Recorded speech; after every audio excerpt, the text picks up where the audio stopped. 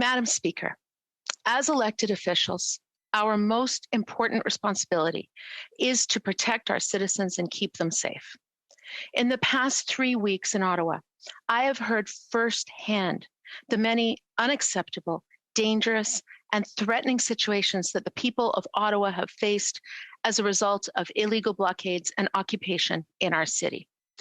This includes threatening public safety through intimidation, harassment, racial and homophobic slurs, physical assault, sexual harassment, vandalism, openly displaying symbols of hate, like the Confederate flag that I saw with my own eyes, incessant noise, which is impacting particularly the most vulnerable.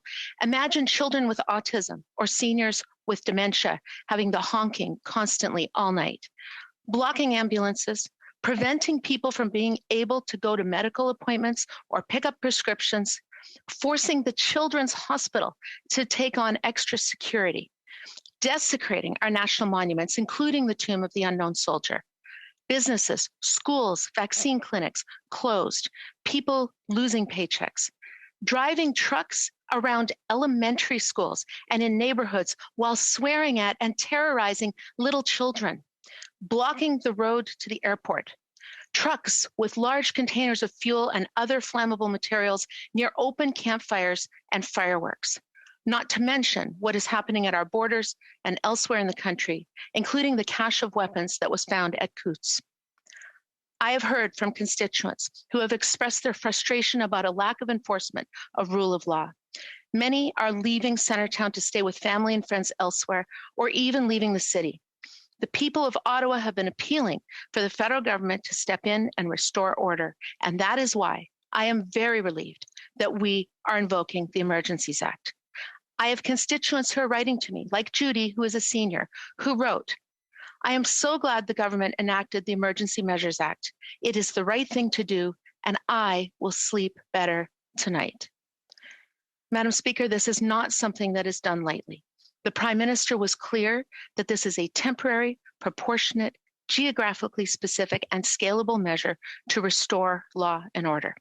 It does not in any way limit the Charter of Rights, and it is subject to parliamentary oversight, as evidenced by this very debate. Il s'agit de fournir certains outils qui mettront fin à l'occupation abusive, haineuse et illégale de notre ville et d'autres infrastructures essentielles, tout en garantissant que la liberté d'expression et le dialogue politique puissent se dérouler de manière respectueuse et pacifique. Ces outils comprennent le gel des comptes des entreprises et la suspension de l'assurance des camions utilisés dans ces blocages. La possibilité de contraindre les conducteurs de dépanneuses à se conformer aux demandes des forces de l'ordre.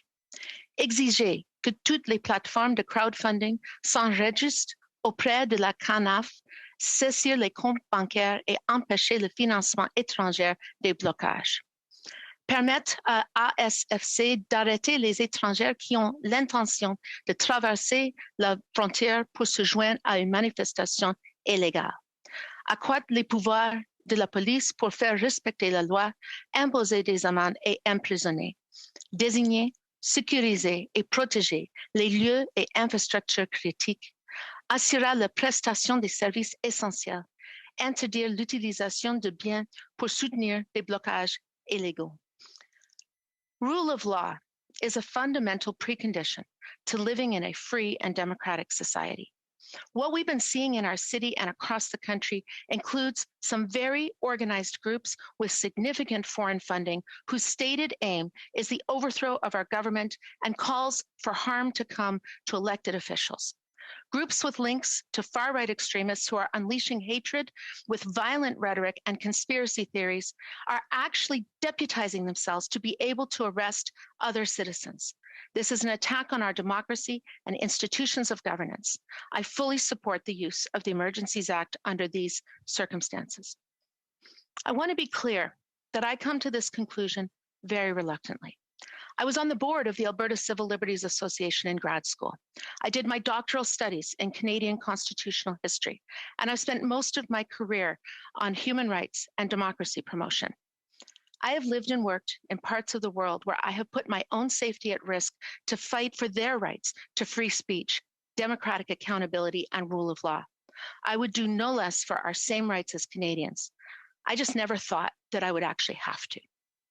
Freedom of speech is not the same as freedom to drown out other people's voices. It does not give people the right to break the law. The convoy and occupation of our downtown forced many other people to cancel their events because of security, including the vigil for the anniversary of the Quebec City mosque attack. Freedom of speech does not include throwing excrement at a young woman on her way to work or threatening others with sexual assault or bodily harm just because they're wearing a mask. It does not include making obscene gestures at 6-year-olds on a school trip, throwing objects at journalists, or flooding 911 lines. It does not include blocking healthcare workers so they can't get to the hospitals where they can save lives. And it certainly does not include arson or pushing into a residential apartment building and barricading the exits with handcuffs. Freedom of speech does not mean taking away the rights of others to live in safety. I have worked in countries where force determined whose voices were heard, where the law was flouted with impunity, where might makes right. That is not freedom, and that is not democracy. What the Emergencies Act is doing is making sure that this lawlessness does not take hold or grow roots in our country. It is giving powers of law enforcement to make sure nobody is above the law. It is legal, it is constitutional, it is temporary, and it does not override the Charter of Rights. It is only being used in proportion to the existing threat, and it is subject to parliamentary oversight as well as an inquiry after the fact.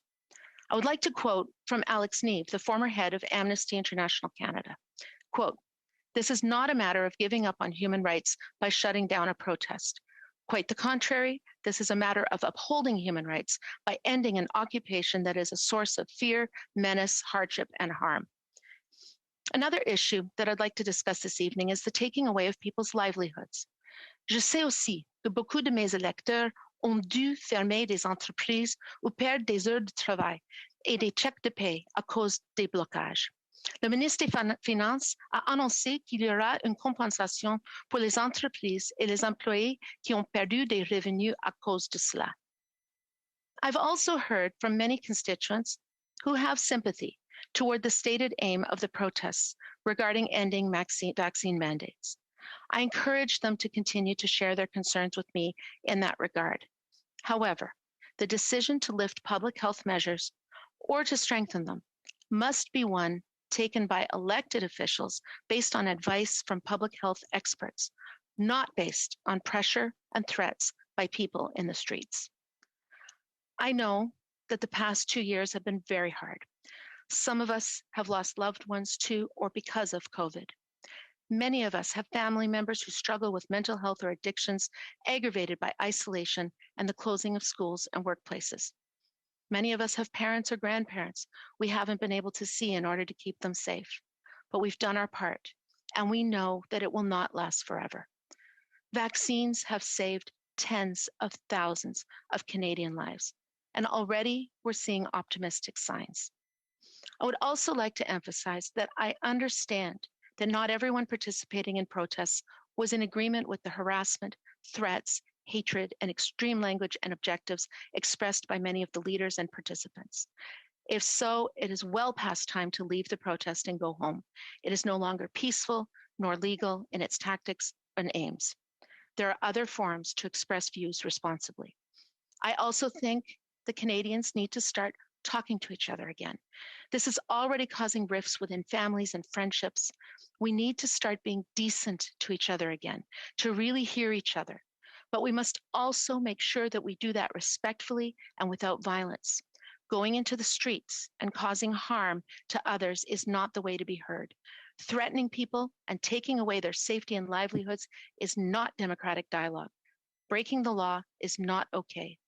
I wish that the Emergencies Act was not necessary, but in a democratic society, we must stand up against illiberal forces that would deny other people's rights to safety, security, and free expression. Thank you, Madam Speaker.